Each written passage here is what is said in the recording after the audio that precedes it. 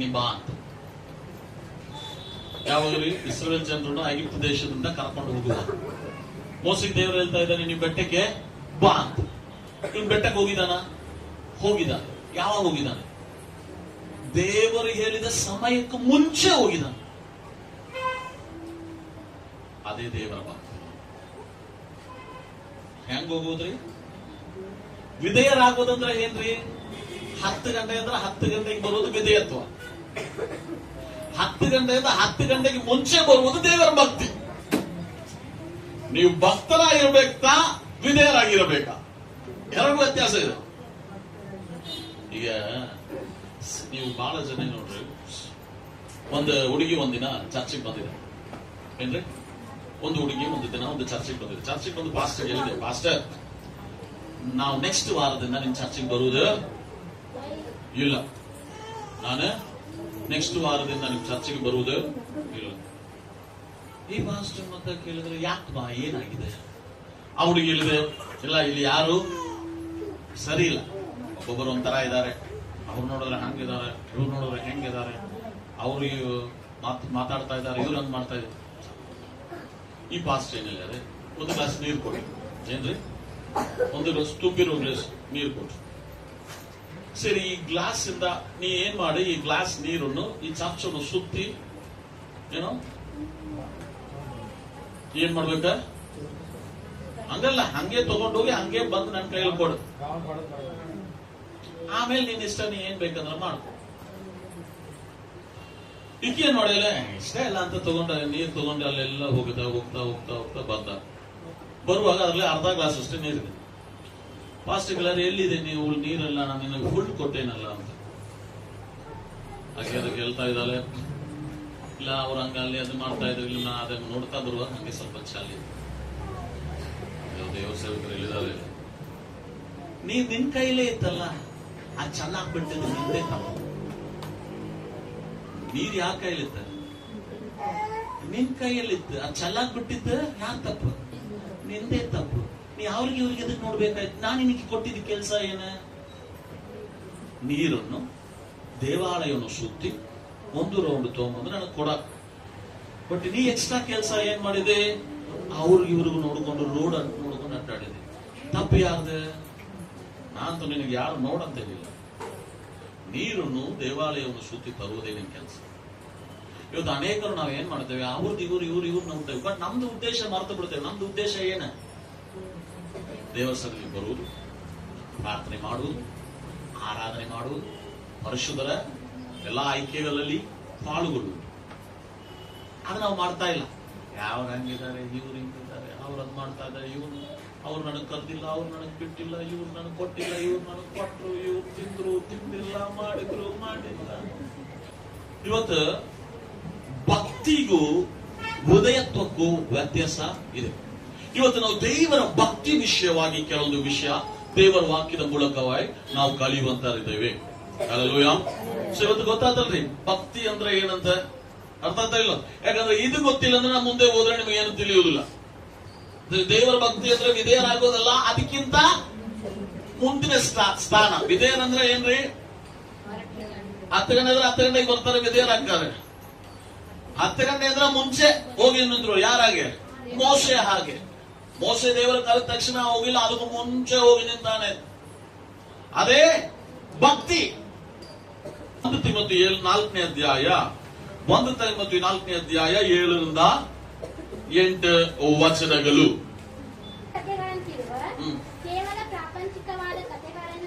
ಪ್ರಾಪಂಚಿಕವಾದ ಕಥೆಗಳನ್ನು ತಳ್ಳಿಬಿಡು. ಯಾರ ಕತೆ ಅಂತ ಇದೆ? ಅಜ್ಜಿ ಕತೆ. ಇಂಗ್ಲಿಷ್ ಅಲ್ಲಿ ಏನಿದೆ ಹೇಳ್ರಿ? ಓಲ್ಡ್ ವೈಟ್ ಸ್ಟಾಕ್, ಹಳೆ ಎಂತಿ ಮಾತು. ಇಂಗ್ಲಿಷ್ ಅಲ್ಲಿ ಏನಿದೆ? Old white stocks. ಹಂಗಂದ್ರೆ ಹಳೆಯ ಎಂತಿ ಮಾತು, ಹಳೆಯ ಮಾತುಗಳು, ಅಜ್ಜಿ ಕತೆಗಳು. ಅಜ್ಜಿ ಕತೆ ಏನಾದ್ರು ಅಂತ ಹೇಳ್ರಿ ನೋಡೋಣ. ಅಜ್ಜಿ ಕತೆ ಏನ್ರಿ? 6 ಗಂಟೆಗೆ ಮೇಲೆ ಹೊರಗೆ ಹೋಗಬೇಡ, ದೆವ್ವ ಬರ್ತದೆ. ಗಿಡ ಬುಡ ಕಟ್ಟಾಡಬೇಡ, ಶೈತಾನ್ ಬಂದು ಕುಂದಿರ್ತಾನೆ. ಹೌದಲ್ರಿ? ಆ ಗಿಡದ ತಳಗ ಏನೋ ಇದೆ, ಏನೇ ಇಲ್ಲ, ಗಿಡ ದೊಡ್ಡದಿದೆ. ಹಲ್ಲೆಲೂಯಾ. ಅರ್ಥ ಅದಲ್ಲ ನಾನು ಹೇಳ್ತೇನೆ. ಇದು ಯಾರ ಕತೆ ಇದೆ?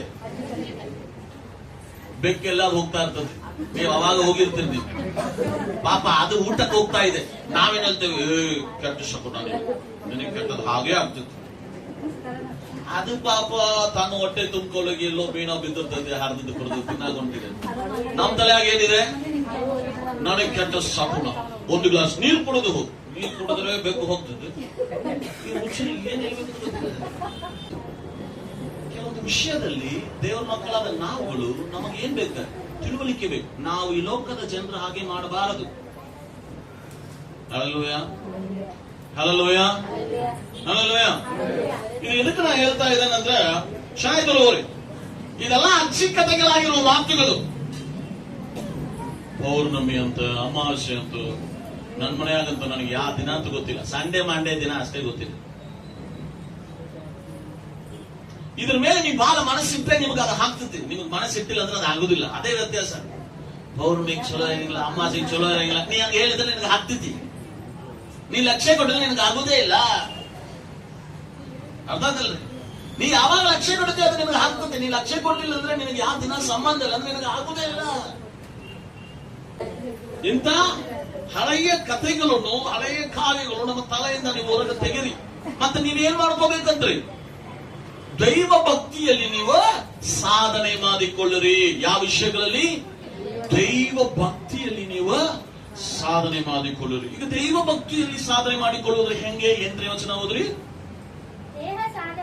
ದೇಹ ಸಾಧನೆ. ಹಂಗಂದ್ರೆ ದೇಹ ಸಾಧನೆ ಅಂದ್ರೆ ಶರೀರದಲ್ಲಿ ಮಾಡುವ ಎಕ್ಸರ್ಸೈಸ್, ಶಾರೀರಿಕವಾಗಿ ಮಾಡುವ ಎಕ್ಸರ್ಸೈಸ್. ಇದು ನಿಮ್ಗೆ ಸ್ವಲ್ಪ ಪ್ರಯೋಜನ ಇದೆ. ನೀವು ತೆಳ್ಳಗಿರ್ರಿ, ದಪ್ಪರ್ರಿ, ಗಿಡ್ಡಿರ್ರಿ, ಎತ್ತರ ಇರ್ರಿ, ನೀವು ಈ ಒಂದು ಎಕ್ಸರ್ಸೈಸ್ ನೀವು ಮಾಡೋದ್ರಿಂದ ಏನ್ ಮಾಡಿದ್ರಿ? ಸ್ವಲ್ಪ ಒಳ್ಳೇದು. ಭಕ್ತಿಯಾದರೂ ಎಲ್ಲಾ ವಿಷಯದಲ್ಲಿ ಪ್ರಯೋಜನ. ನೀ ಹೆಂಗ ನೀ ಶರೀರಕ್ಕೆ ಎಕ್ಸರ್ಸೈಸ್ ಮಾಡಿದ್ಯೋ, ಭಕ್ತಿ ನಿನ್ನಲ್ಲಿ ಇರಬೇಕು ಅಂದ್ರೆ ನೀವು ಎಕ್ಸರ್ಸೈಸ್ ಮಾಡಬೇಕು.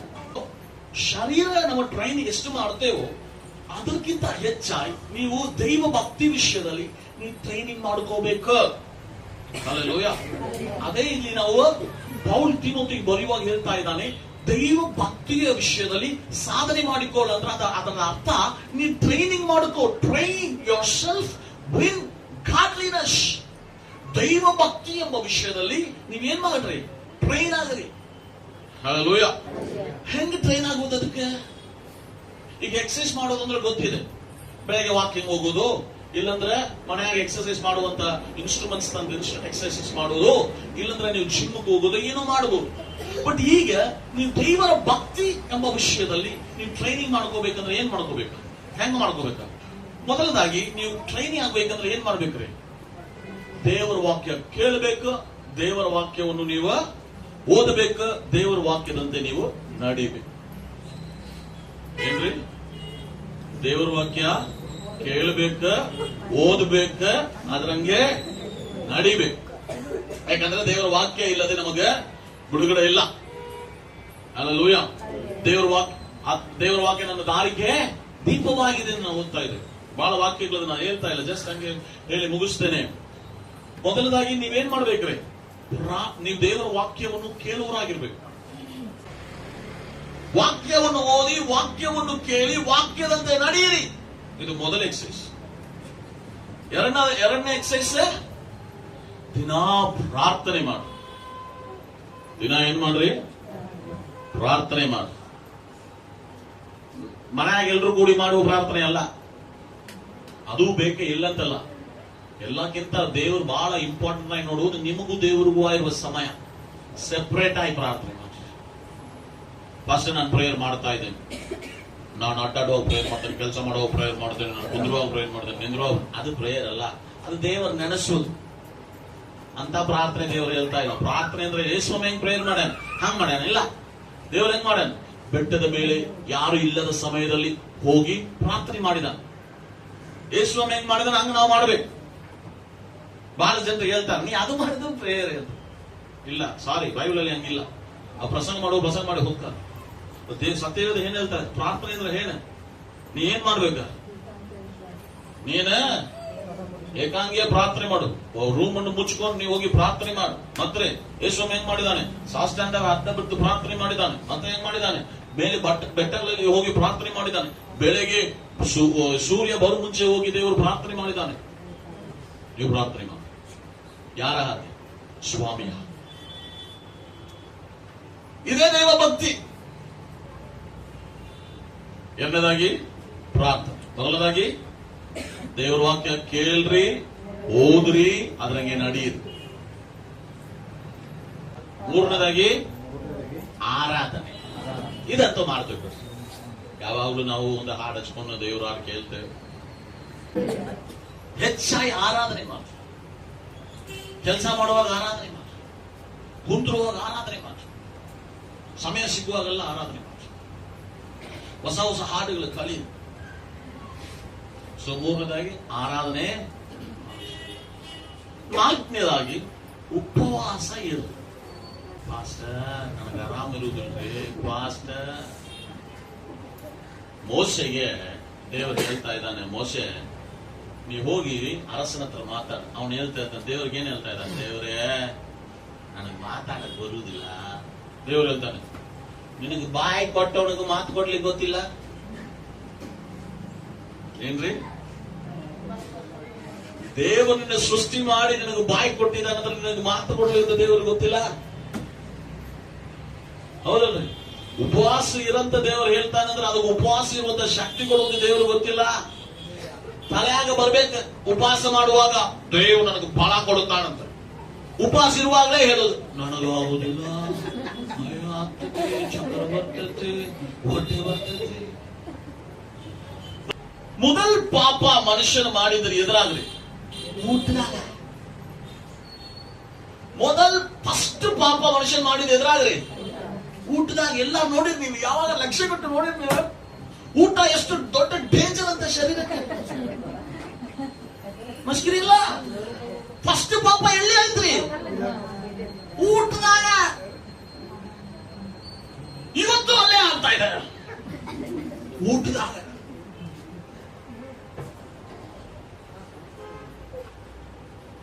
ಯಾವಾಗ ಯೋಚನೆ ಮಾಡಿ ನೀವು ಹಿಂದೆ? ಫಸ್ಟ್ ಪಾಪ ಎಲ್ಲಿ ಆತ್ರಿ? ಊಟದಾಗ. ಅವತ್ತು ಅಕ್ಕಿ ಏನಂತದೆ?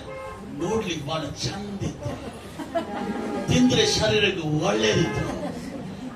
ಹಾವು ಹೇಳಿದ್ದು ನಾ ತಿಂದೇನೆ. ಅವಳ ಬಂದು ಹೇಳ್ತಾ ಇದ್ದಾನೆ, ನೀವು ಕೊಟ್ಟಿಲ್ಲ ಒಂದು ಹುಡುಗಿ, ಆಕೆ ಕೊಟ್ಟಾಲೆ ನಾ ತಿಂದೇನೆ. ದೇವರು ಹೇಳ್ತಾ ಇದ್ದಾನೆ, 3 ಜನರು ಶಾಪ ತಗೋರಿ. ಕರ್ತನ ವಿಷಯಗಳಕ್ಕಾಗಿ ಶರೀರವನ್ನು ಕಂಟ್ರೋಲ್ ಮಾಡ್ಲಿಕ್ಕೆ ಆಗಿಲ್ಲ ಅಂದ್ರೆ ಚೆನ್ನಾಗಿ ತಿಳ್ಕೋರಿ, ನೀವು ಏದೇನ್ ತೋಟದ ಹೊರಗೆ ಇರ್ಬೇಕು.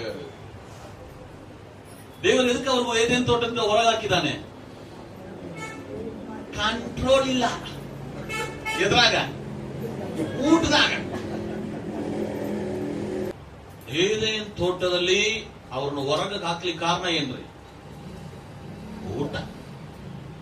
ಇವತ್ತು ಅರ್ಧ ರೋಗ ಶರೀರದಲ್ಲಿ ಬರ್ಲಿಕ್ಕೆ ಕಾರಣ ಏನ್ರಿ? ಊಟ. ಇವತ್ತಿನ ತನಕ ನಮಗೊಂದು ಶೈತಾನನು ಹೊಟ್ಟೆ ವಿಷಯದಲ್ಲಿ, ಊಟ ವಿಷಯದಲ್ಲಿ ಮನುಷ್ಯನು ಹಿಡಿತಾ ಇದ್ದಾನೆ. ದೇವ್ರು ಆಕೆ ಹೇಳ್ತದೆ, ಬೇರೆ ದೇವರಿಗೆ ಕೊಟ್ಟಿದ್ದೀನಿ, ಏನ್ ಮಾಡ ತಿನ್ನಬಾರ್ದಂತ. ನಾವೇನಿದೆ ಒಂದು ಉಂಡ್ಯಾಗ ಏನಿದೆ, ಒಂದು ಚೌರ್ಮರಿಯಾಗ ಏನಿದೆ, ಇದೇನಿದೆ? ಏನಿದೆ? ಏದೇನ್ ತೋಟದಿಂದ ಹೊರಗೆ ಇದೆ. ಹಲ್ಲೆಲೂಯ. ಆತ್ಮೀಯವಾಗಿ ದೇವರು ಏನ್ ಮಾಡ್ತಾ ಇದ್ದಾನೆ? ನಮ್ಮನ್ನು, ಅವರನ್ನು ಶಾರೀರಿಕವಾಗಿ ಏದೇನ್ ತೋಟದಿಂದ ಹೊರಗೆ ಮಾಡಿದ್ದಾನೆ. ನಾವು ಉಪವಾಸ ಇಲ್ಲಂದ್ರೆ ನಮ್ಮನ್ನು ಏನ್ ಮಾಡ್ತಾನೆ ದೇವರು? ಆತ್ಮೀಯವಾಗಿ ನಮ್ಮನ್ನು ಹೊರಗೆ ಮಾಡ್ತಾನೆ. ನಿನಗೆ ಪ್ರೇಯರ್ ಮಾಡದೆ ಅನಿಸುತ್ತೆ, ಏನೋ ಒಂಥರ, ಏನು ಅನಸಬಾರದು, ಏನೋ ಒಂಥರ ಬಿಡುಗಡೆ ಆಗುವುದಿಲ್ಲ. ನಿಮ್ದು ಹೊಟ್ಟೆ ಕಂಟ್ರೋಲ್ ಇಲ್ಲ. ಕುಡಿಬಾರ್ದಂತ ಹೇಳುವುದು ಕುಡಿಯುವುದು, ತಿನ್ನಬಾರ್ದಂತ ಹೇಳುವುದು ತಿನ್ನುವುದು. ದೈವ ಭಕ್ತಿ ನಿನ್ನಲ್ಲಿ ಇರುವುದಿಲ್ಲ. ಶದ್ರಕ್ ಮೇಷಕ್ ಆಬೇದ್ನೆಗೋ ಅರಸನ ಅರಣ್ಮನೆಗೆ ಹೋಗ್ತಾ ಇದ್ದಾರೆ. ಅರಸನ ಊಟ ಕೊಡ್ತಾ ಇದ್ದಾರೆ. ಅವ್ರು ಹೇಳ್ತಾ ಇದ್ದಾರೆ, ನನಗೆ ಅರಸನೇ, ನಿನ್ನ ಊಟ ನಮ್ಮ ಶರೀರವನ್ನು ಅಶುದ್ಧ ಮಾಡುತ್ತೆ, ನಾವು ತಿನ್ನುವುದಿಲ್ಲ. ಅವ್ರ ಅರಸನ ಊಟ ಮಾಡಿಲ್ಲ. ಹಲ್ಲೆಲೂಯಾ. ದೈವ ಭಕ್ತಿಯಾಗಿತ್ತು. ಅವರಿಗೆ ದೇವರ ಭಕ್ತಿ ಇದ್ದ ಕಾರಣದಿಂದ ಅವರನ್ನು ದೇವರು ಉರಿಯುವ ಬೆಂಕಿಯಿಂದ ಅವರನ್ನು ಬಿಡುಗಡೆ ಮಾಡಿದರು. ಹಲ್ಲೆಲೂಯಾ. ಸೊ ಊಟ ಮಾಡಿಕೊಂಡು ಉಪವಾಸ ಇರುತ್ತೇನೆ, ನಾನು ಆಗ್ತೈತೆ ನನಗೆ. ಹಲ್ಲೆಲೂಯಾ. ಏನೇನು ದೊಡ್ಡದ ಪಾಪವನ್ನು ತಿರುಗಿ ನಾವು ಮಾಡಿಕೊಂಡು ಅಡ್ಡಾಡಬಾರದು. 4ನೇದಾಗಿ ಊಟ ವಿಷಯದಲ್ಲಿ ಬಹಳ ಜಾಗ್ರತೆಯಾಗ್ರಿ, ಉಪವಾಸ ಇರ್ರಿ. 5ನೇದಾಗಿ ಕೊಡುವ ವಿಷಯ ಏನ್ರಿ? ಕೊಡುವ ವಿಷಯ. ಕರ್ತನಿಗಾಗಿ ಕೊಡುವ, ದೇವರಿಗಾಗಿ ನೀವು ಕೊಡಬೇಕು. ಕರ್ತನಿಗಾಗಿ ಏನ್ ಕೊಡ್ಬೇಕ್ರಿ? ಫಸ್ಟ್ ನಿಮ್ಮನ್ನೇ ಕೊಡ್ರಿ. ಫಸ್ಟ್ ಏನ್ ಮಾಡ್ರಿ? ನಿಮ್ಮನ್ನೇ ನೀವು ಕೊಡ್ರಿ. Be available to God. ದೇವರಿಗಾಗಿ ನೀವು ಸಮಯ ಕೊಡ್ರಿ. ಆರಾಧನೆಗಳಿಗಾಗಿ ಸಮಯ ಕೊಡ್ರಿ. ಪ್ರಾರ್ಥನೆಗಳಿಗಾಗಿ ಸಮಯ ಕೊಡ್ರಿ. ಪರಿಶುದ್ಧರು ನಾವು ಕೂಡಿ ಬರುವ ಆರಾಧನೆಗಳಿಗಾಗಿ ಸಮಯ ಕೊಡ್ರಿ. ನಿಮ್ಮನ್ನೇ ಕೊಡ್ರಿ ಫಸ್ಟ್. 2ನೇದಾಗಿ ನಿಮ್ಮ ಸಮಯ ಕೊಡ್ರಿ. 3ನೇದಾಗಿ ನಿಮ್ಮ ಹಣ ಕೊಡ್ರಿ. ಫಸ್ಟ್ ಹಣ ದೇವರು ಕೇಳ್ತಾ ಇದ್ದಾನ? ಹೌದು, ಕೇಳ್ತಾ ಇದ್ದಾನೆ. ಬೈಬಲ್ ಅಲ್ಲಿ ದೇವರು ಏನ್ ಹೇಳ್ತಾ ಇದ್ದಾನ್ರಿ? ದಶಮಾಂಶಗಳು ಕರ್ತನ ಕೊಡಬೇಕಂತ ಎಲ್ಲರಿಗೂ ಗೊತ್ತಿರೋ ವಿಷಯ. ಬಟ್ ಆದಿ ಸಭೆಯಲ್ಲಿ ಜನರು ಏನ್ ಮಾಡಿದ್ದಾರೆ? ತಮ್ಮ ಎಲ್ಲಾ ಆಸ್ತಿಗಳನ್ನು ಮಾರಿ ಅವರು ಏನ್ ಮಾಡ್ತಾ ಇದ್ರು? ಶಿಷ್ಯರ ಪಾದದಲ್ಲಿ ಇಡ್ತಾ ಇದ್ರು. ಚೆನ್ನಾಗಿ ನೋಡಿದ್ರು. ಆಸ್ತಿಯಲ್ಲಿ ಎಲ್ಲಾ ಮಾರಿ ಒಂದು ಉಳಿಸಿದ್ದಿಲ್ಲ ಅವ್ರಿಗಾಗಿ. ಇಡೀ ಆಸ್ತಿಯನ್ನೇ ಅವ್ರು ಮಾರಿ ಅವರು ಎಲ್ಲಿ ಇಡ್ತಾ ಇದ್ರಿ? ಶಿಷ್ಯರ ಪಾದದಲ್ಲಿ ಬಂದು ಇಡ್ತಾ ಇದ್ರು. ಅದರಲ್ಲಿ ಅನನೀಯ ಮತ್ತೆ ಸಫರಿ ಅಂತ ಒಬ್ಬರಿದ್ದಾರೆ, ಗಂಡ. ಇವ್ರು ಏನ್ ಮಾಡ್ಯಾರ? ಅವ್ರ ಆಸ್ತಿ ಮಾರ್ಯಾರ. ಅವ್ರ ಆಸ್ತಿ ಮಾರಿ ಅದರಲ್ಲಿ ಸ್ವಲ್ಪ ಇವ್ರಿಗಾಗಿ ಇದ್ದುಕೊಂಡು ಸ್ವಲ್ಪ ಹೋಗಿ ದೇವರ ಶಿಷ್ಯರ ಪಾದದಲ್ಲಿ ಇಡ್ತಾ ಇದ್ದಾರೆ. ಇಟ್ಟ ತಕ್ಷಣ ಏನಾಗುತ್ತೆ? ಅವ್ರು ಸುಳ್ಳು ಹೇಳ್ತಾರೆ. ಸುಳ್ಳು ಹೇಳಿದ ಮೇಲೆ ಅವ್ರು ಅಲ್ಲೇ ಸಾಯ್ತಾರೆ. ಸತ್ತು ಶಿಷ್ಯನ್ ಹೇಳ್ತಾ ಇದ್ದಾನೆ, ನೀ ಸುಳ್ಳು ಹೇಳಿದ ಕಾರಣಕ್ಕಿಂತ ನೀ ಸಾಹಿತಿ ಅಂತ ಹೇಳ್ತಾರೆ, ಅವನು ಅಲ್ಲೇ ಸತ್ತು ಬಿಡುತ್ತಾನೆ. ದಶಮಾಂಶ ಕೊಡಬೇಕಂತ ದೇವರ ಆದನೆ ಇದೆ, ಹೌದಲ್ರಿ? ಆಸ್ತಿ ಮಾರಿ ಕೊಡಂತ ದೇವರ ಆದನೆ ಇಲ್ಲ. ಮತ್ತೆ ಯಾಕೆ ಇವರು ಸಾಯ್ಬೇಕು? ಸಭೆಯ ನಿರ್ಧಾರ ಒಂದಿತ್ತು. ಏನ್ರಿ? ಸಭೆಯಾಗಿ ಕೂಡಿ ಮಾಡುವ ಒಂದು ನಿರ್ಧಾರ. ಸಭೆಯಾಗಿ ಕೂಡಿ ಮಾಡುವ ನಿರ್ಧಾರ ದೇವರು ಅಂಗೀಕರಿಸ್ತಾನೆ. ಚೆನ್ನಾಗಿ ನೋಡಿ. ಸಭೆಯಾಗಿ ನೀವು ಒಂದು ಕಾರ್ಯ ನೀವು ಕೂಡಿ ನಿರ್ಧಾರ ಮಾಡಿದರೆ ನಾವು ದೇವರೇನ್ ಮಾಡ್ತಾನೆ? ಅದನ್ನು ಅಂಗೀಕರಿಸ್ತಾನೆ. ಸಭೆಯ ನಿರ್ಧಾರಕ್ಕೆ ವಿರೋಧವಾಗಿ ಅವನು ಮಾಡಿದ. ಸಭೆಯ ನಿರ್ಧಾರಕ್ಕೆ ವಿರೋಧವಾಗಿ ಮಾಡಿದ್ದಕ್ಕೆ ಅವನು ಸತ್ತು ಬಿದ್ದರೆ, ದೇವರ ನಿರ್ಧಾರಕ್ಕೆ ವಿರೋಧವಾಗಿ ನಾವು ಕಾಣಿಕೆಗೂ ದಶಮಾಂಶ ಕೊಟ್ಟಿಲ್ಲ ಅಂದ್ರೆ ಏನಾಗ್ತದೆ? ನಮ್ಮ ಜೀವನದಲ್ಲಿ ನಮ್ಮ ಮೇಲೆ ಏಳುವುದೇ ಇಲ್ಲ. ಸಾಯೋದು ಮಾತ್ರ ಇಲ್ಲ, ನಮ್ಮ ಜೀವನದಲ್ಲಿ ನಾವು ಮೇಲೆ ಏಳುವುದೇ ಇಲ್ಲ. ನಿಮ್ಗೆ ಅನಿಸುತ್ತೆ ಯಾಕೆ ನಾವು ಹಿಂಗೇ ಇದ್ದೇವೆ? ಕಾರಣ ನಮ್ಮನ್ನು, ನಮ್ಮ ಸುಳ್ಳು, ನಮ್ಮ ದಶಮಾಂಶಗಳು, ಕರ್ತನು ಕೊಡುವ ಸಮಯವು, ಕರ್ತನು ಕೊಡಬೇಕು ಎಲ್ಲಾ ವಿಷಯಗಳನ್ನು ನಾವು ಕೊಡದೇ ಇರುವ ಕಾರಣದಿಂದ ಏನಾಗುತ್ತೆ? ದೇವರ ವಾಕ್ಯ ಹೇಳ್ತೇವೆ ನಾವು ಶಾಪಗ್ರಸ್ತರಾಗಿದ್ದೇವೆ ಅಂತ. ಮಲಾಕಿ ಪ್ರವಾದ ಹೇಳುತ್ತದೆ. ನಮಗೆಲ್ಲ ಚೆನ್ನಾಗಿ ಗೊತ್ತಿದೆ, ಅದಕ್ಕೆ ಹೋಗ್ತಾ ಇಲ್ಲ. ಸೊ ಭಯಭಕ್ತಿಯ ವಿಷಯದಲ್ಲಿ ಕರ್ತನ ಸನ್ನಿಧಿಯಲ್ಲಿ ನೀವು ಭಯಭಕ್ತಿ ಉಳ್ಳವರಾಗಬೇಕಂದ್ರೆ ಈ 5 ಕಾರ್ಯಗಳು ನೀವು ಮಾಡುವವರಾಗಿರ್ಬೇಕು. ಮೊದಲದಾಗಿ ಏನ್ರಿ? ಓದ್ರಿ, ಕೇಳ್ರಿ, ಅದ್ರಂಗೆ ನಡೀರಿ, ಪ್ರಾರ್ಥನೆ ಮಾಡಿ, ಆರಾಧನೆ ಮಾಡಿ, ಉಪವಾಸ ಮಾಡಿ, ಕರ್ತನಿಗಾಗಿ ಕೊಡಿರಿ. ನಿಮ್ಮನ್ನೇ, ನಿಮ್ಮ ಸಮಯವನ್ನೇ, ನಿಮ್ಮ ಹಣವನ್ನೇ ಕೊಡಿರಿ. ಹಾಗೆ ನೀವು ಮಾಡುವುದಾಯಿದ್ರೆ ನಿಮ್ಮಲ್ಲಿ ಭಯಭಕ್ತಿ ಉಂಟಾಗುತ್ತೆ. 2 ಪೇತ್ರ 3ನೇ ಅಧ್ಯಾಯ 10ನೇ ವಚನದಿಂದ ಓದ್ರಿ. 2 ಪೇತ್ರ 3ನೇ ಅಧ್ಯಾಯ 10ನೇ ವಚನದಿಂದ. ದೇವರ ದಿನದ ಪ್ರತ್ಯಕ್ಷತೆಯನ್ನು ಎದುರು ನೋಡುತ್ತಾ ಹಾರೈಸುತ್ತಾ ಎಷ್ಟೋ ಪರಿಶುದ್ಧವಾದ ನಡವಳಿಕೆಯು ಭಕ್ತಿಯು ಹೆಂಗಿರ್ಬೇಕಂದ್ರಿ? ನಾವ ಕರ್ತನ ಬರುವಣೆಗೆ ನಾವು ಹೋಗ್ಬೇಕಂದ್ರೆ ಪರಿಶುದ್ಧವಾಗಿಯೂ ಇರಬೇಕು, ಭಕ್ತಿಯುಳ್ಳವರಾಗಿ ಇರಬೇಕು. ಹಲ್ಲೆಲೂಯ. ಚಂದ್ರನ ನಕ್ಷತ್ರ ಆಕಾಶ ಎಲ್ಲ ಸುಟ್ಟು ಹೋಗುತ್ತೆ. ನಮಗಾಗಿ ಹೊಸದಾಗಿ ಏನಿದೆ? ಭೂಮಿಯು, ಹೊಸದಾದ ಆಕಾಶವು ಇದೆ. ಅದಕ್ಕೆ ನೀವು ಹೋಗ್ಬೇಕಂದ್ರೆ ನೀ ಪರಿಶುದ್ಧರಾಗಿ ಇರ್ಬೇಕು, ಭಕ್ತಿ ಉಳ್ಳವರಾಗಿಯೂ ಇರಬೇಕು. ಹಲ್ಲೆಲೂಯಾ. ಭಕ್ತಿ ಉಳ್ಳವರಂದ್ರೆ ಏನ್ರಿ? 5 ಕಾರಣ. ಮೊದಲನೇದಾಗಿ, ನೀವು ದೇವರ ವಾಕ್ಯ ಕೇಳಿರಿ, ಓದ್ರಿ, ಅದ್ರಾಗೆ ನಡೀರಿ, ಪ್ರಾರ್ಥನೆ ಮಾಡ್ರಿ, ಆರಾಧನೆ ಮಾಡ್ರಿ, ಉಪವಾಸ ಮಾಡ್ರಿ, ಕೊಡ್ರಿ. ನಿಮ್ಮನ್ನೇ, ನಿಮ್ಮ ಸಮಯವನ್ನೇ, ನಿಮ್ಮ ಹಣವನ್ನೇ ನೀವು ಕೊಡುವುದಾಗಿದ್ದರೆ ಮಾತ್ರವೇ ನಿಮ್ಮಲ್ಲಿ ಭಕ್ತಿ ಉಂಟಾಗುತ್ತೆ. ಭಯಭಕ್ತಿ ಉಳ್ಳವರಾಗಿ ಪ್ರಾರ್ಥನೆ ವಿಷಯಗಳು, ಆರಾಧನೆ ವಿಷಯಗಳು, ಸಮಯದ ವಿಷಯಗಳು, ಎಲ್ಲ ಕಾರ್ಯಗಳಲ್ಲಿ ಭಯಭಕ್ತಿ ಉಳ್ಳವರಾಗಿರಿ, ಪರಿಶುದ್ಧರಾಗಿರಿ. ಅದ್ರ ಹೊಸ ಪರಲೋಕ, ಹೊಸ ಆಕಾಶದಲ್ಲಿ ನಾವು ನೀತಿವಂತರಾಗಿ ಪಾಲ್ಗೊಳ್ಳುವಂತೆ ಕರ್ತನು ನಮಗೆ ಕೃಪೆಯನ್ನು ಮಾಡಲಿ. ಇಲ್ಲಂದ್ರೆ ಒಂದು ವೇಳೆ ನಾವು ಭಯಭಕ್ತಿ ಇಲ್ಲದೆ ಇದ್ದರೆ ಎಲ್ಲ ಸುಟ್ಟು ಹೋಗುವಾಗ, ಆಕಾಶವು, ಸೂರ್ಯವು, ಚಂದ್ರವು, ಭೂಮಿಯು ಸುಟ್ಟು ಹೋಗುವಾಗ ನಾವು ಈ ಬೆಂಕಿಯಲ್ಲಿ, ಪಾತಾಳದಲ್ಲಿ, ನರಕದಲ್ಲಿ ನಾವು ಬೀಳುವರಾಗುತ್ತೇವೆ. ಜಾಗ್ರತೆಯುಳ್ಳವರಾಗಿ, ಪರಿಶುದ್ಧರಾಗಿ, ನಾವು ಭಕ್ತಿ ಉಳ್ಳವರಾಗುವಂತೆ ಕರ್ತನು ನಮ್ಮ ಇವತ್ತಿನ ದಿನ ನಮ್ಮನ್ನು ಕರೆಯುತ್ತಾ ಇದ್ದಾನೆ. ಹಲ್ಲೆಲೂಯಾ. ಸೊ ದೇವರೇ, ನಾನು ಭಕ್ತಿ ಉಳ್ಳವನಾಗುವಂತೆ ಎಲ್ಲಾ ವಿಷಯಗಳಲ್ಲಿ ದೇವರು ನನ್ನನ್ನು ಕೃಪೆ ಮಾಡಂತ ನಾವು ಕಣ್ಣುಗಳನ್ನು ನಮ್ಮನೆ ದೇವರನ್ನು ಸಮರ್ಪಿಸೋಣ. ನಾವು ಪ್ರಾರ್ಥನೆ